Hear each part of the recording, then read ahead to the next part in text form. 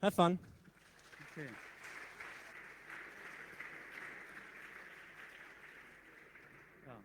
Welcome to everybody. So I made it just in time to this point. So I had some, I took some wrong routes in Berlin.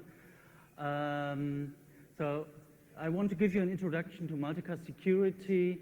It's a subject I got into a few years ago when I was working in the context of a data distribution system with requirements for scalability and fault tolerance, and we came to the conclusion that TLS SSL is not the right choice to implement transport security covering multicast or some kind of scalable event and notification system. So I went into the subject, multicast security, and so I want to give you a short overview now, what it is all about, the different options that exist, tell a little bit about TLS, why TLS is not the right choice in this context. So we'll start with a small use case, multicast fundamentals, comparing security solutions, introduction to secure real-time transport protocol, which is a standard protocol. But I didn't know, well, everybody in the context of voice over IP probably knows this protocol. It was new to me. And I will talk a little bit about group key exchange and the RFC, which are related to it. So as I told you, so I got into multicast security dealing with data distribution services. It's a DDS, or in short DDS. It's a standard which has been defined by the OMG few years ago, 5 years ago. It's a publish-subscribe platform or middleware, and so it if you know the OMG, probably you associate it with CORBA and client-server architecture. So the data distribution service is a completely different architecture. It's a publish-subscribe system, message-based, net-centric, data-centric. And so far that didn't exist, or that there hadn't existed any secure transport protocol for this data distribution service architecture. So that's what I did.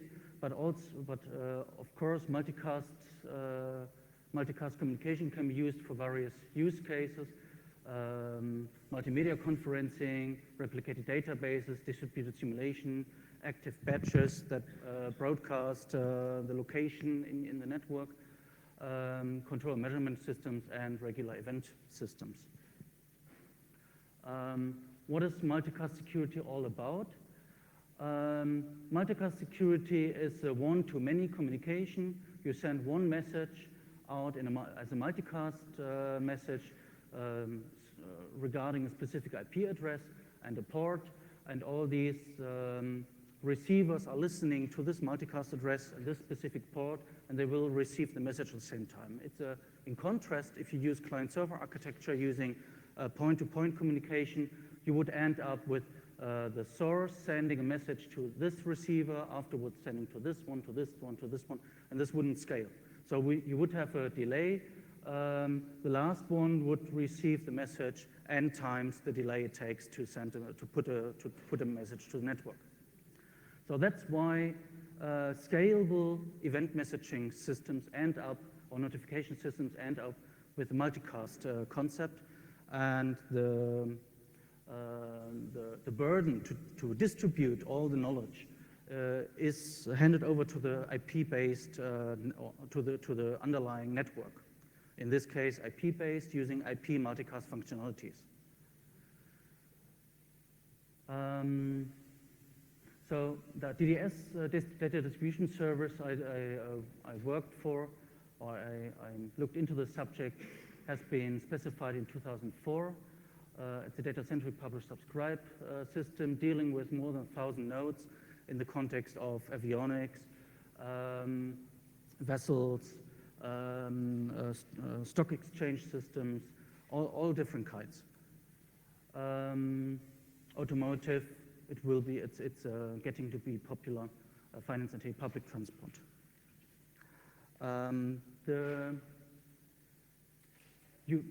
The multicast is based on using UDP, using the multicast functionalities, dealing with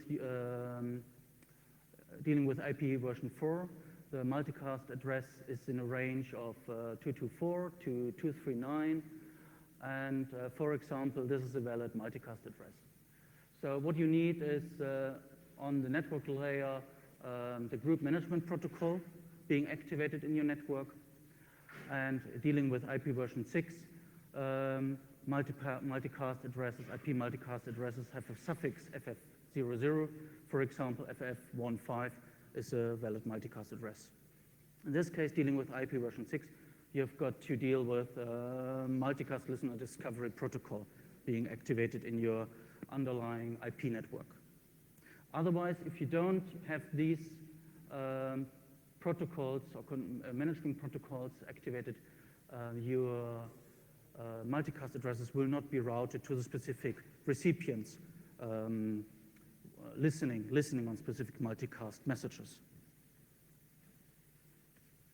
For example, if you activate the listener, you can listen to any network interface and bind or join a specific multicast group, and using this specific setsock operation, and the senders binding to any address or any port and specifying a specific multicast functionality and sending a message to this specific multicast address and this specific port. That's how multicast is configured in your client or in the sender and your receivers. The problem you face normally in this context is, and in terms of security, is that any node can join a multicast address. There is no restriction on IP layer or whatever that you can restrict a multicast to a specific node in your network. So that, in this case, you come up with the question, how can I protect my multicast traffic not being received by specific nodes?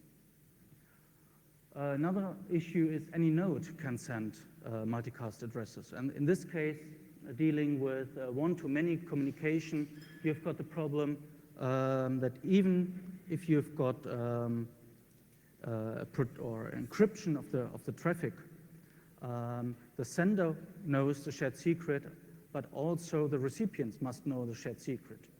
So you don't have a one-to-one association in a security session as you know from TLS. In TLS, you know if I receive something and it has been encrypted with a specific secret, I know it must have been sent by the sender. But dealing with a one-to-many communication, all nodes in my network know the secret, and if I receive something, I can't make sure who was the origin of this message. It could have been any other in the network or in this security session. So that's another problem. Another problem is dealing with security on a multicast in a multicast environment is that nodes may join or leave a specific session. So you must make sure that if I negotiated a secret to encrypt my traffic and a node is leaving the session, you must make sure that a new secret is established so that the node which left the session or the group is not able to continue to read the data passively. So what we need is authentication, confidentiality, integrity, non-repudiation. Non-repudiation, this in terms of who is the origin of the multicast message I received.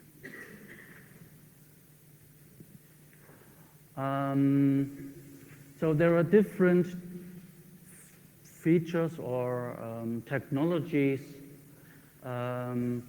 around which we analyzed if they cover the functionality we need. And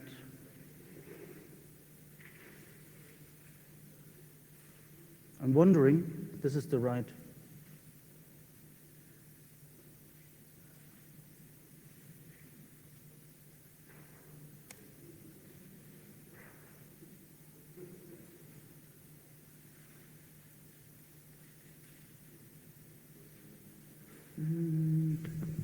Okay, don't look at this.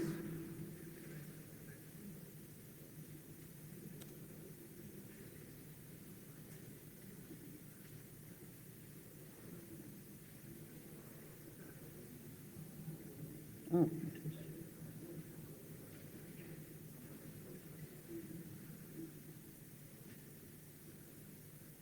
Okay, it was the right presentation. Okay. So what we had to look at is different technologies to figure out if these are the right choice for our needs. So we had to look at TLS, as this is very popular, and there are a lot of implementations around. And we had to look at if it fulfills our requirements. We had to look at IP security. And in the end, we had to look at secure real-time protocol, which was, in the end, our choice. At least we took some concepts from SRTP and implemented it natively for our application layer, or into our application layer protocol. So why does SSL TLS does not match for multicast communication? At first, it's a one-to-one client-server oriented technology. And dealing with multicast or multicast-based patterns, this using TLS would end up to implement or degrade my multicast and scalable system to a client-server-oriented system. So it would be degradation. In the end, my sender of the data would be required to establish a one-to-one SSL connection to every recipient. So that's something we don't want. Our scalable system would be degraded to a non-scaling client-server architecture. Another issue is SSL TLS is using in-band key exchange, blocking key exchange, which means that when I establish a connection, and as a TLS connection between a client and a server, no data can be transmitted until a secret has been negotiated between client and server. This negotiation is blocking, and at worst, there can happen a renegotiation. Anytime during the connection, a renegotiation can take place, interrupting my data stream and dealing with real-time communication. That would be a mess. The data would be blocked, and it's unclear, or there are no timeouts that might tell me how long the negotiation might take. So this is another issue which makes SSL not the appropriate choice for real-time communication. Another issue is that SSL TLS is stream-oriented, and dealing with real-time communication, this introduces a bad feature, namely that in case of network congestions, data might be resent by the underlying stream or controller. And dealing with real-time communication, which must be, we are interested that the data is delivered as fast as possible, or at least within a specific time frame, or never. So best effort.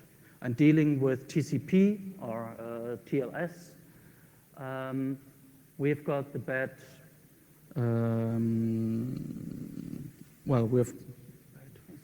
Eigenschaft? Eigenschaft of English? Property, okay. The bad property that, that the data might be resent, even if the data has been, the lifetime of the data has expired. So there is to deal with, at least with the best effort problem and return problem, datagram TLS has been specified as RFC 4347, which is robust against packet loss, except during the handshake phase. That means when the handshake and the key or negotiation between client and server is established using UDP, the successing communication using UDP packets can deal with packet loss. But again, as SSL and TLS, and renegotiation can happen anytime during the communication and block your real-time data streams. This is something which you're not, you don't want.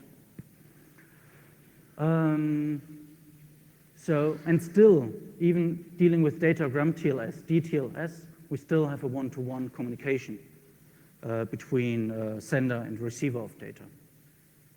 So what we have to look on, let's have,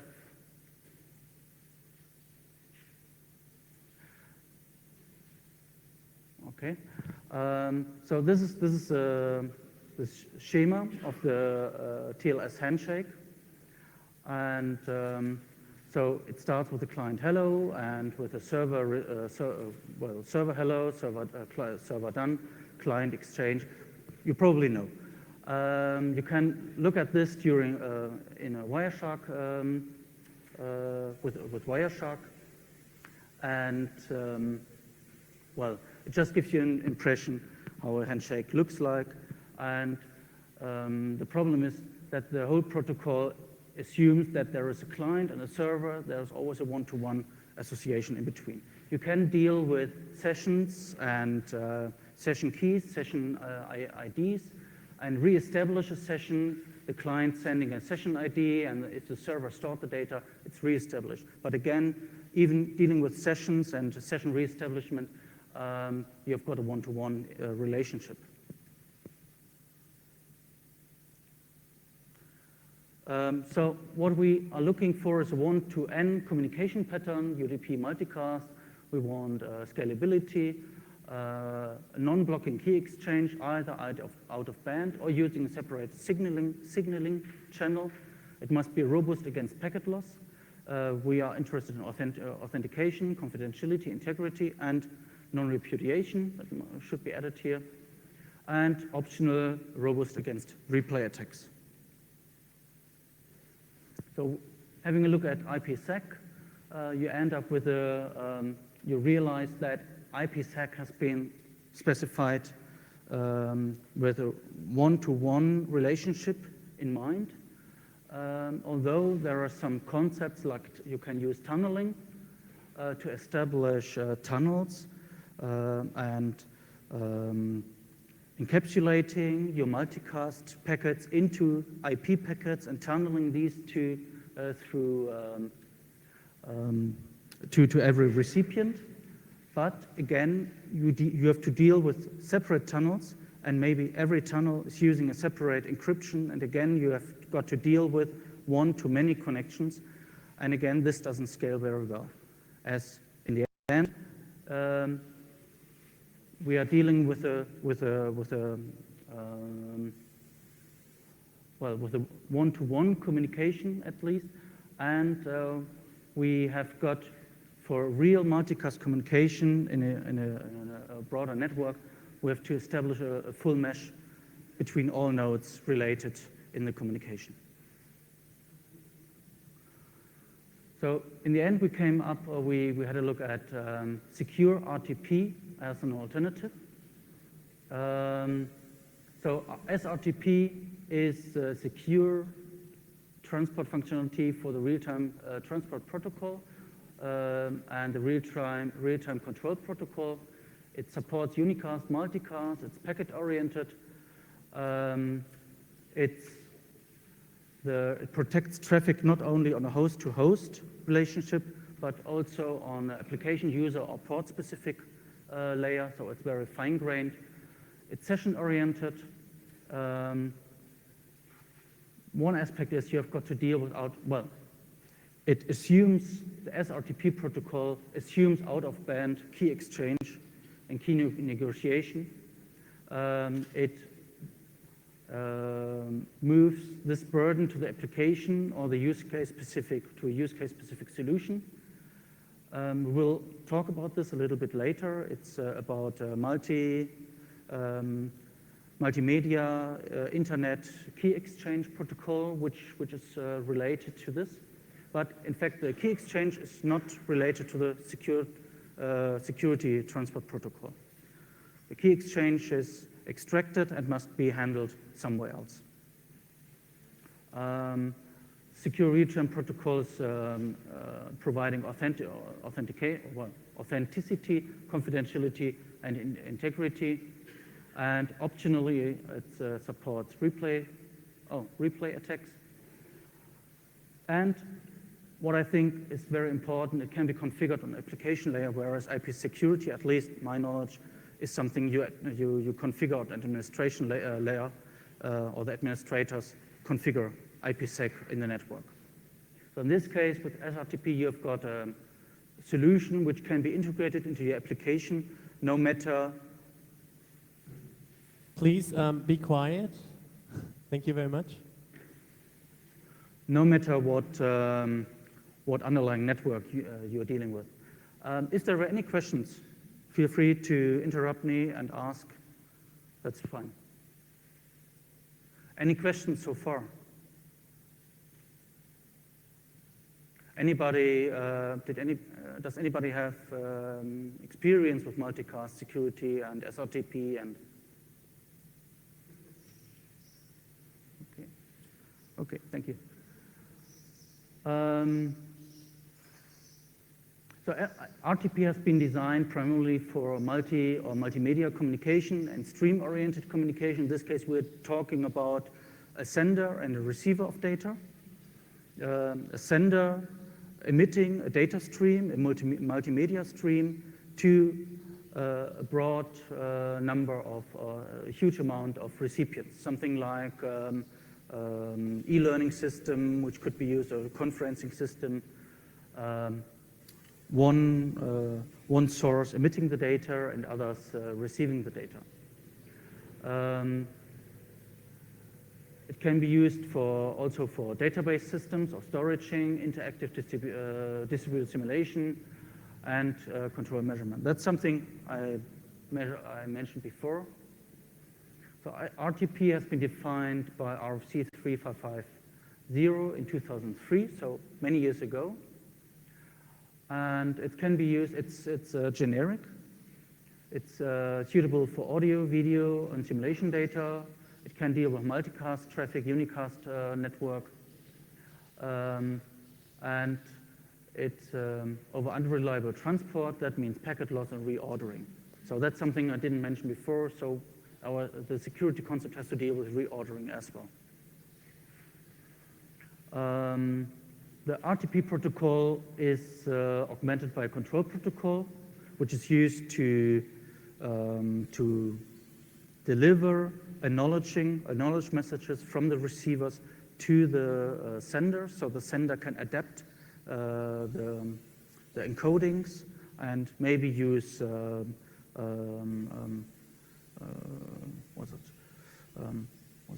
more efficient encodings to save bandwidth. The acknowledging deals also with the case that having a huge amount of recipients that the RTP or the sender, the real-time control protocol covers also the case that there is no burst of control messages in your network. So there is a There's also a notion of how often should messages be acknowledged, and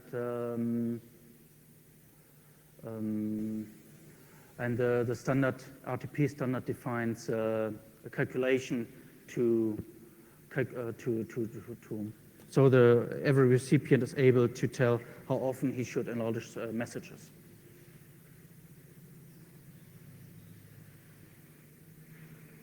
So the RTP communication looks like this. You've got a source or participant emitting multicast messages and a number of recipients. And the receivers will reply to the source using the real-time control protocol to acknowledge messages or media streams being received. Having a look at the Rtp message header, there is well, it's a simple protocol with a version number in front, first octet, a sequence number, a timestamp. This is related to the fact that that Rtp has been intended for multimedia streams. So by default, it is, well, the real-time transfer protocol contains a timestamp and a synchronization source. The synchronization source tells the recipient which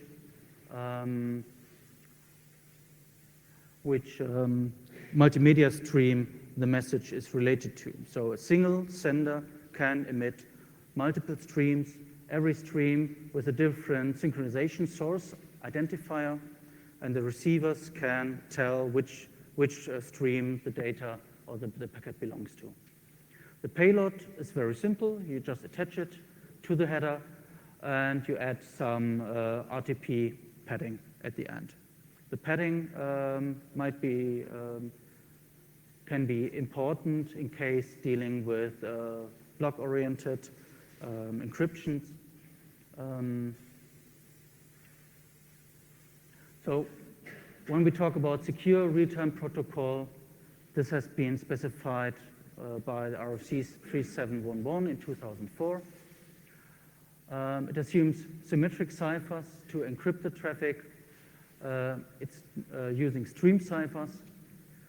This has the benefit that the calculation of the stream ciphers can be parallelized. It can be pre-calculated. By default, it's using the AES counter mode, or it could use AES counter with CBC MAC, in short CCM. So the secure real-time protocol is robust against packet loss, and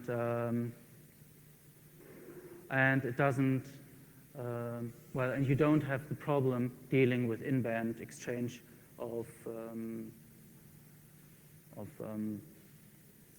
security attributes during or over the same communication channel as your payload. That means if you have to face a renegotiation, a rekeying, this can be done using a separate channel, or you can achieve this using your application layer protocol. The secure real-time protocol message looks like this. You've got the header, again, some Rtp extensions, which are still optional, and at the end, a secure real-time protocol master key identifier, and an authentication tag, which is recommended so that you can tell the origin of a specific data.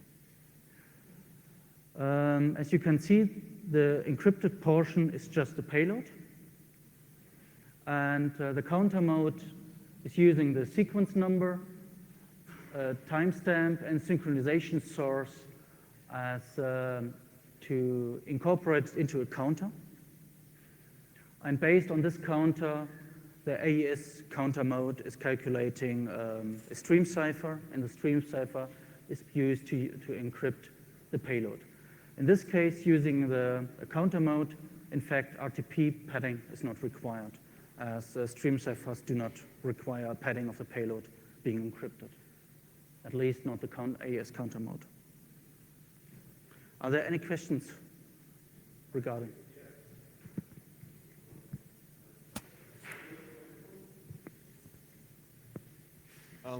I found the point very interesting about how the transmission is safe, like the packets actually arrive. You just mentioned in one point, sorry, the reliability of the packets in secure RTP. How is it realized? The reliability? No. Just go back one slide.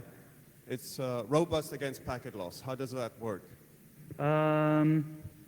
So if you use chained block ciphers, you might have the problem that the next packet or the next encrypted block depends on hash value calculated over the previous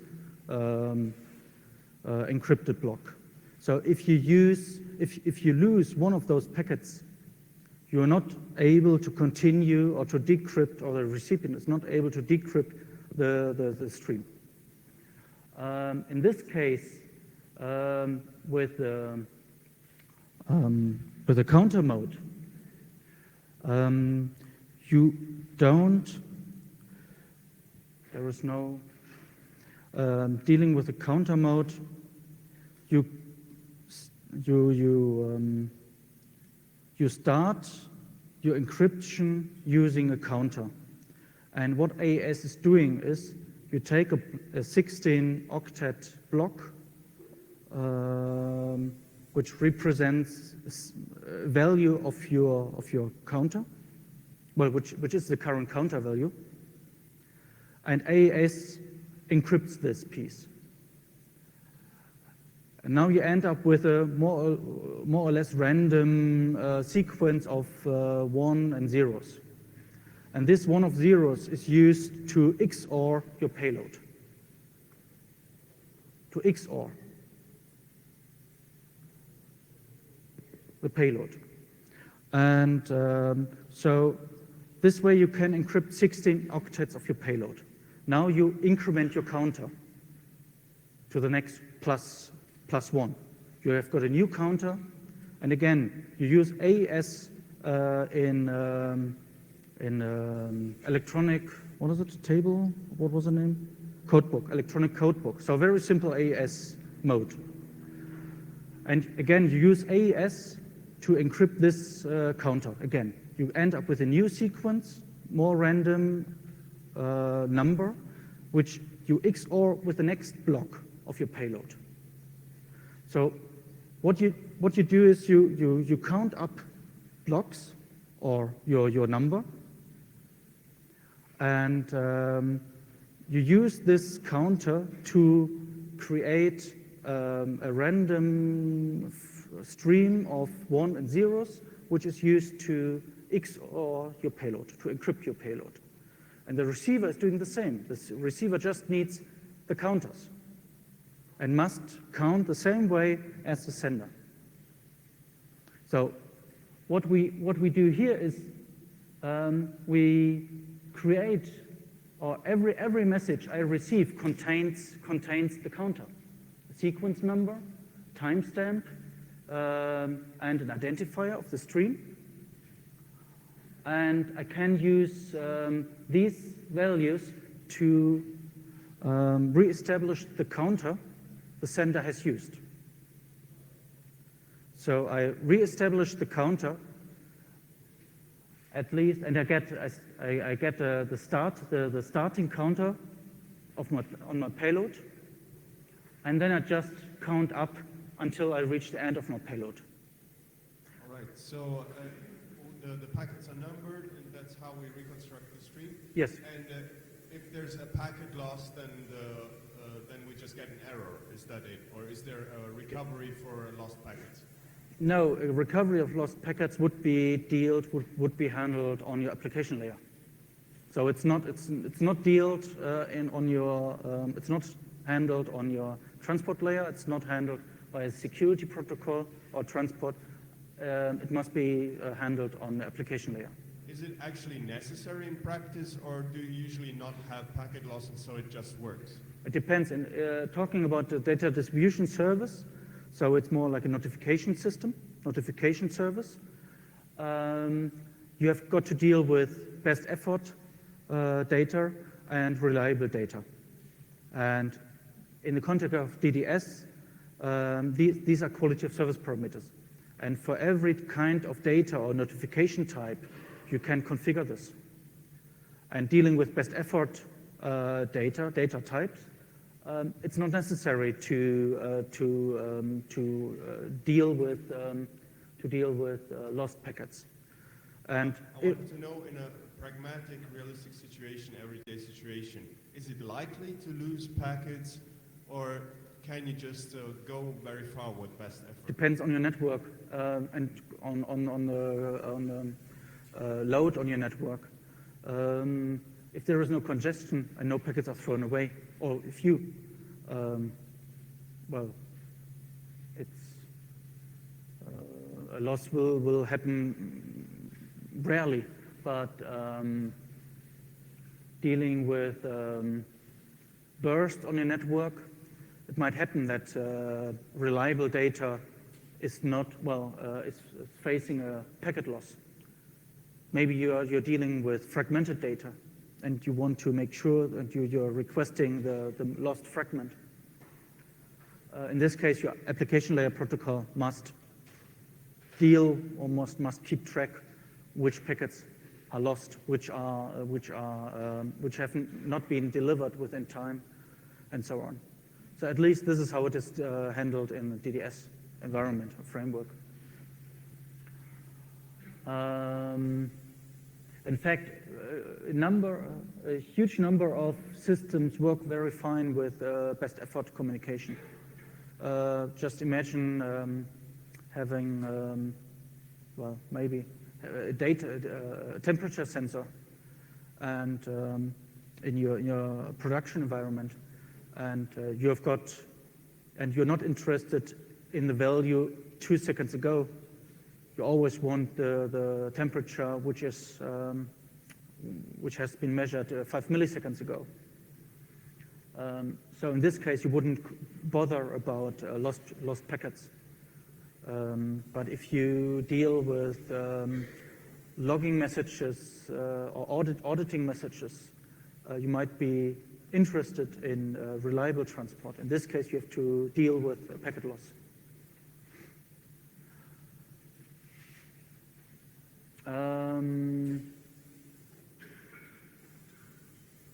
So what SRTP provides also is a windowing of data.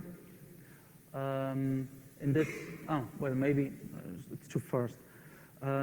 So the payload is encrypted using a counter, and the counter is reestablished for every packet being received using the sequence number, timestamp, synchronization source, and then the protocol is able to count up within, or to count the blocks until the end of the payload is reached. So we are always encrypting 16 octets, and then a new counter is calculated, encrypted using AES, and XORed with the payload with the next 16 octets.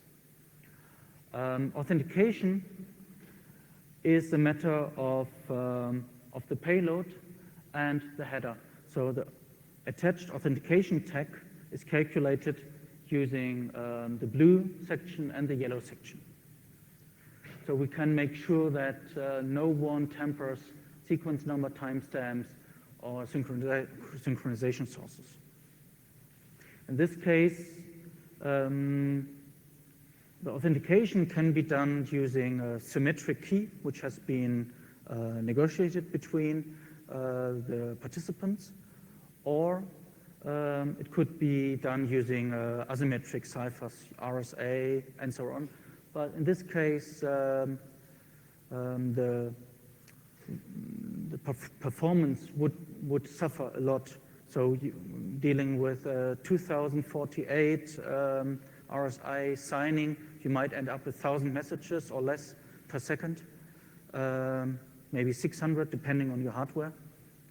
So it would be compared to 40,000 or 60,000 messages before, maybe. So it's a real degradation using RSA to calculate an authentication tag. If you know a better asymmetric signing function, I would be very much interested. But these are the numbers, so I've got in mind. I guess many of us would probably just think about a hash algorithm just doing a hash, but does it mean that hash is actually much more time-consuming than symmetrically? Like MD5 and SHA-1, SHA-5, 12, something? Well, you have got to calculate a hash anyway, and then sign, and then encrypt. So you could use HMAC using a symmetric secret, or you calculate a hash and attach the hash to the and the authentication tag would contain the signed or a digest of the signed hash. So HMAC would be cheaper. Yeah. 10 minutes left. Yeah. Okay.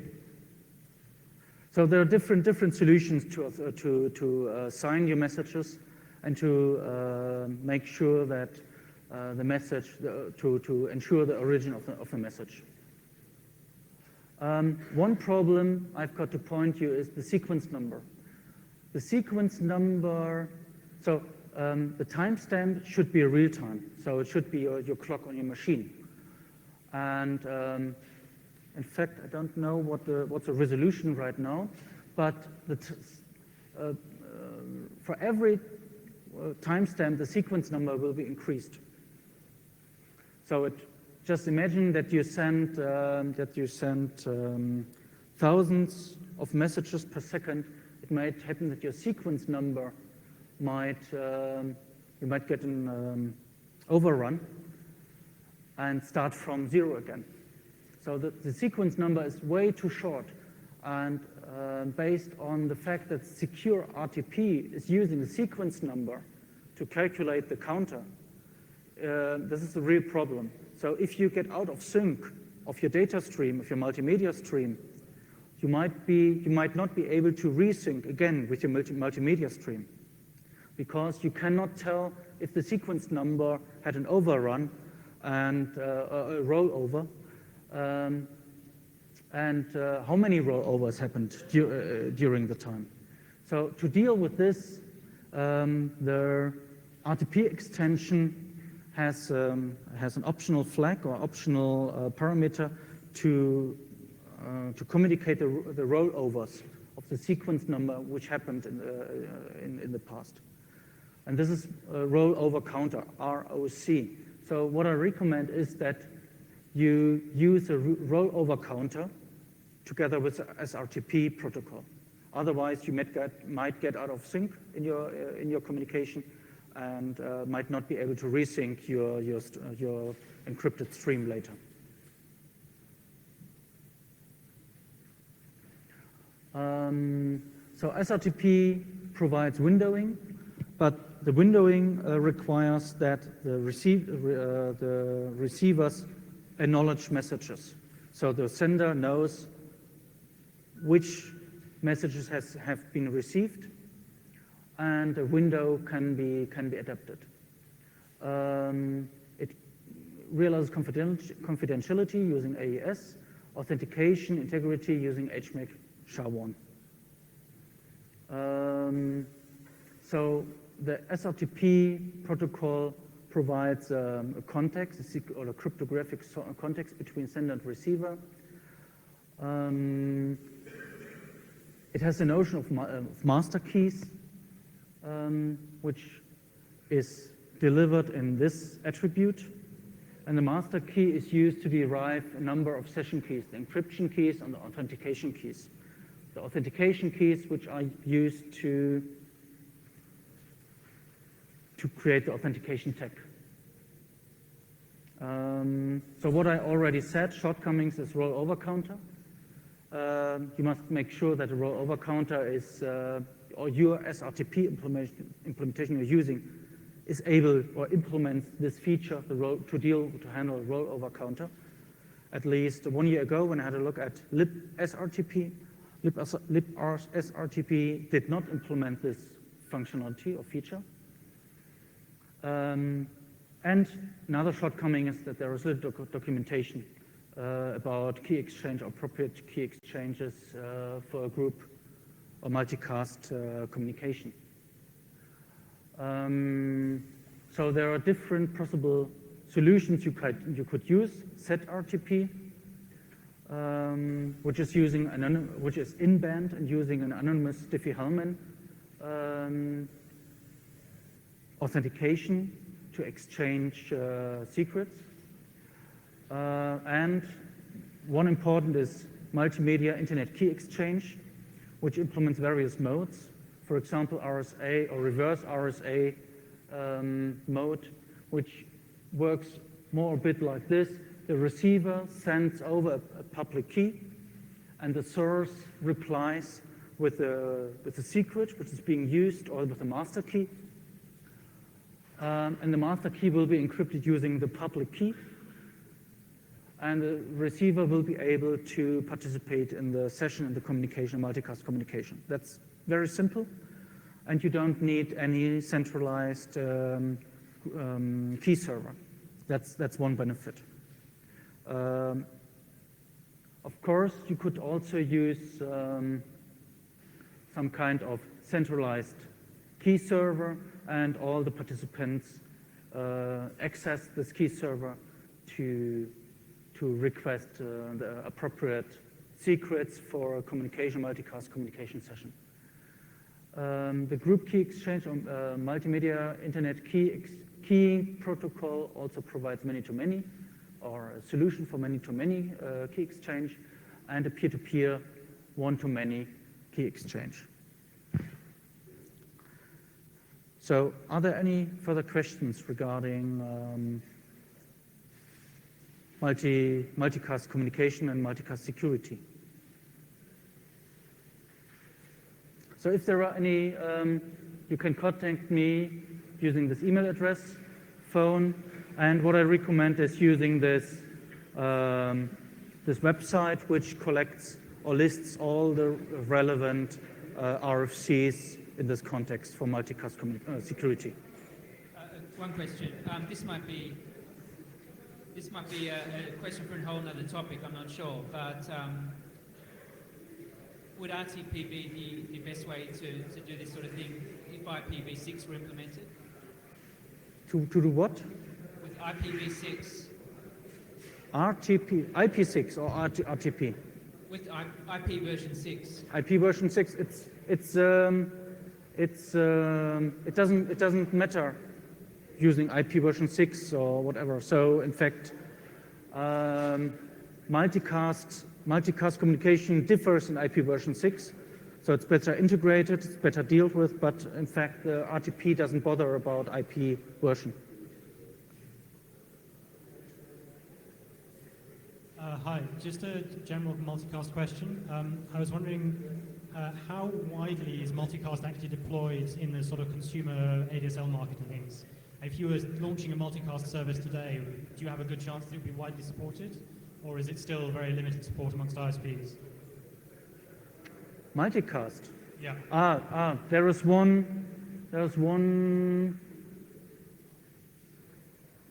challenges. Okay, that's what I skipped.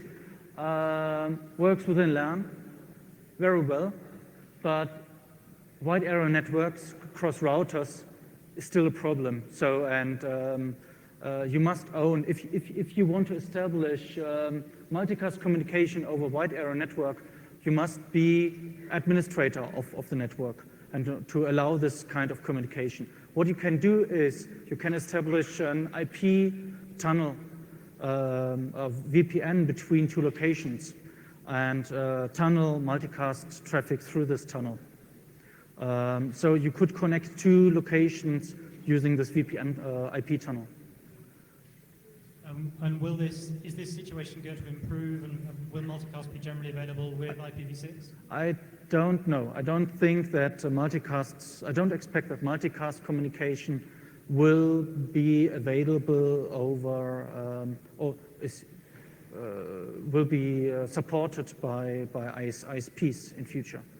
So I don't expect this.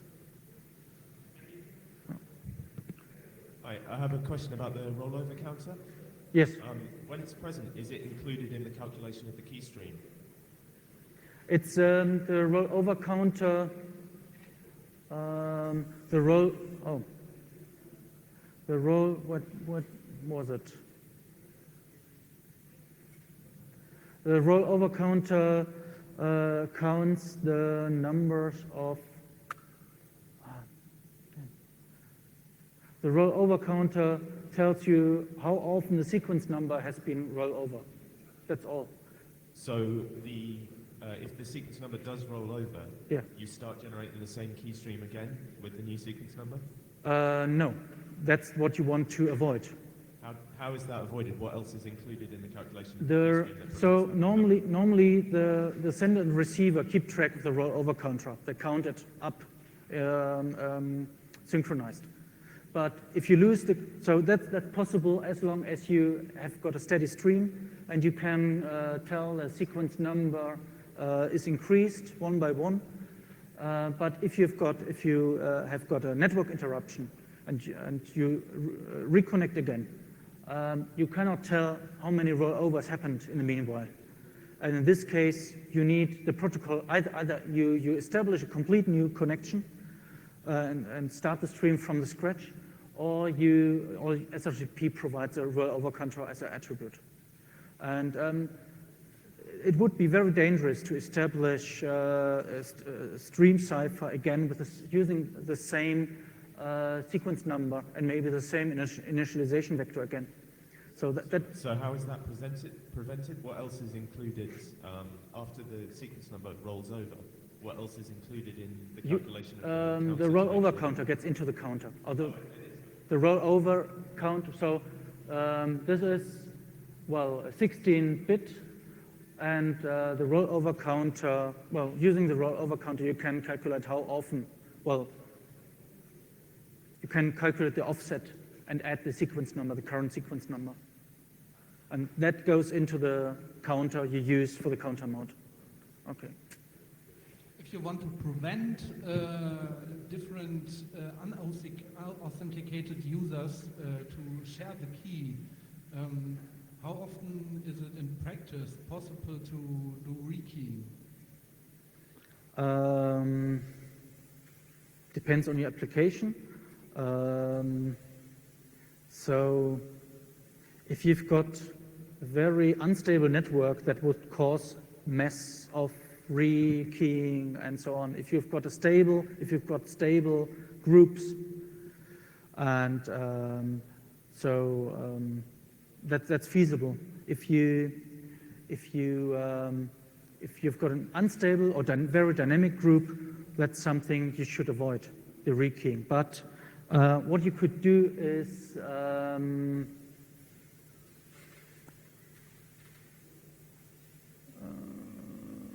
yes. So now I thought about master key and maybe deriving a new key. Where is it?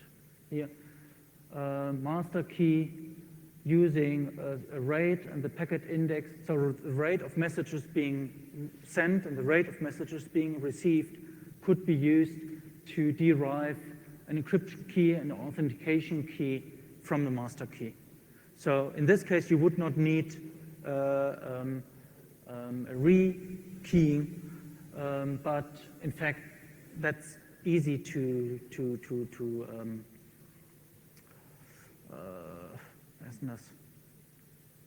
break.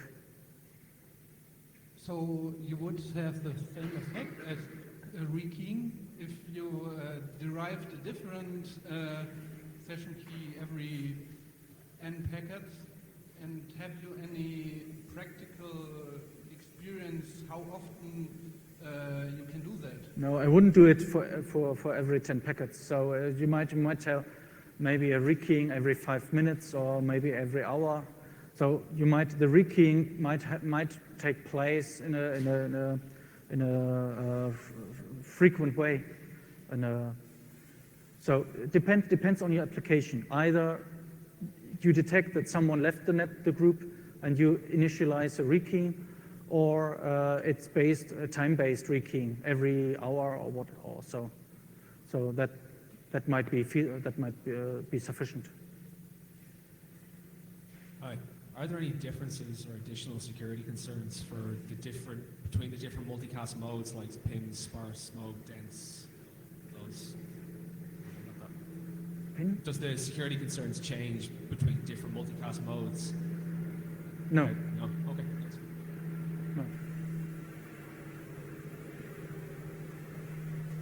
Okay. Thank you.